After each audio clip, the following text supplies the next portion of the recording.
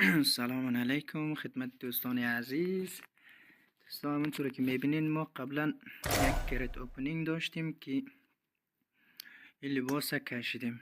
الان میخوایم بعضی چیزایی که باقی مانده اونایش هم یک 7000 8000 یوسی داریم ایرم بزنیم ببینیم چی میده. سب کن لباس ها رو تغییر بدیم استایل. خب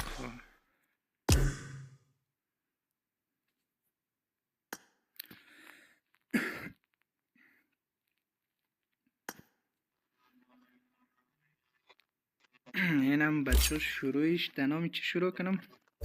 سرم کریتی قبلی دختره رو گرفتیم دیگه، سرم زی میزنم.